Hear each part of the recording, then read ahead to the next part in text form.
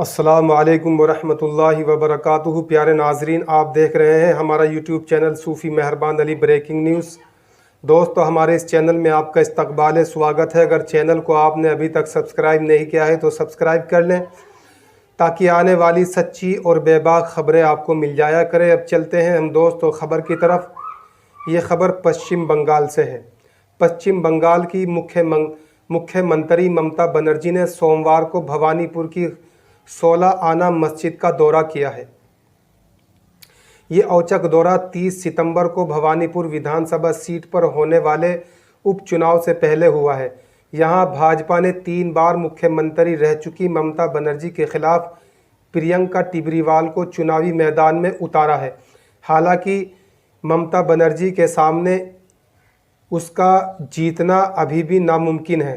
16 आना मस्जिद के अपने दौरे के दौरान ममता बनर्जी को स्थानीय लोगों के साथ बातचीत करते देखा गया है।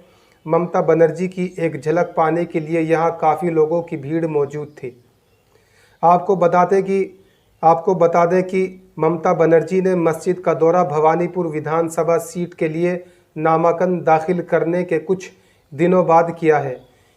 इसे मुस्लिम मतदाताओं को अपने पाले में करने की दिशा में एक प्रयास के तौर पर देखा जा रहा है। अब चलते हैं हम दूसरी खबर की तरफ। ये खबर बड़ी खबर दिल्ली मरकज़ निज़ामुद्दीन को लेकर है। सरकार ने अभी दिल्ली मरकज़ निज़ामुद्दीन को खोलने पर रोक लगा दी है। हालांकि इसको कोर्ट खोलना चाहता है, लेकिन सरकार इस पर बार बार रोक लगा देती है। केंद्र सरकार ने सोमवार को दिल्ली हाई कोर्ट से कहा कि पिछले साल मार्च में कोविड-19 नियमों का कथित तौर पर उल्लंघन कर निज़ामुद्दीन मरकज़ में तबलीगी जमात का सम्मेलन बुलाने के संबंध में दर्ज मामला अभी गंभीर है और इसका सीमा पार तक असर है। वहीं अदालत ने भी टिप्पणी की है कि परिसर को यानी कि मरकज़ निज़ामुद्दीन को हमेशा के लिए बंद नहीं रखा जा सकता। दिल्ली वक्फ बोर्ड की ओर से मरकज़ को खोलने के लिए दायर अर्जी पर न्यायमूर्ति मुक्ता गुप्ता ने सुनवाई की है। ये परिसर पिछले यानी कि मरकज़ निज़ामुद्दीन पिछले 31 मार्च से ही बंद है। अदालत ने केंद्र सरकार से सवाल किया कि उसकी मंशा कब तक निज़ामुद्दीन मरकज़ को बंद रखने की है और कहा कि यह हमेशा के लिए तो नहीं हो सकता।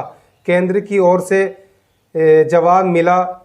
जवाब दिया गया कि मरकज़ को खोलने की कानूनी कार्रवाई की शुरुआत संपत्ति के पट्टेदार या परिसर में मरकज़ में रहने वाले लोगों द्वारा की जा सकती है और पहले ही मरकज़ के आवासीय हिस्से को सुपुर्द करने की याचिका पर सुनवाई उच्च न्यायालय के ही अन्य न्यायाधीश के समक्ष अंतिम दौर में है।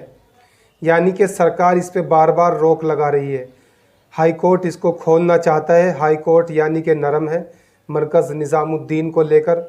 लेकिन अब आपके सामने है, ये भारत के जितने भी राज्य हैं वो सब अक्सर जो है खुल चुके हैं, यानी कि उनमें अच्छी तरीके से आज़ादी मिल चुकी है।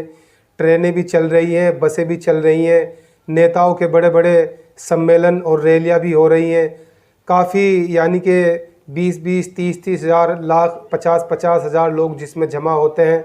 इस तरह की रैलियां भी होती हैं नेताओं की। लेकिन जहाँ से दीन का सिलसिला चलता है यानी कि उसकी इबादत की जाती है, वो एक अल्लाह रब्बुल इज़्ज़त का एक ख़ास एक मरकज़ है।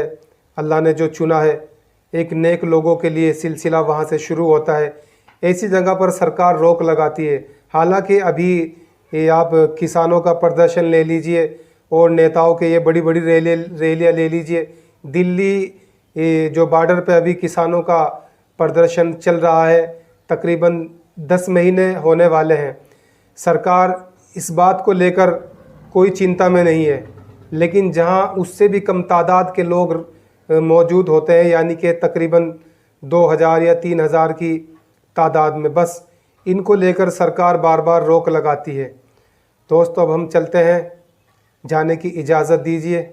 इस ख़बर को ज़्यादा से ज़्यादा शेयर करना, लाइक करना। अगर चैनल को आपने सब्सक्राइब नहीं किया है तो सब्सक्राइब कर लें। अब हम चलते हैं, जाने की इजाज़त दीजिए। अस्सलाम वालेकुम वरहमतुल्लाहि वबरकातुहू।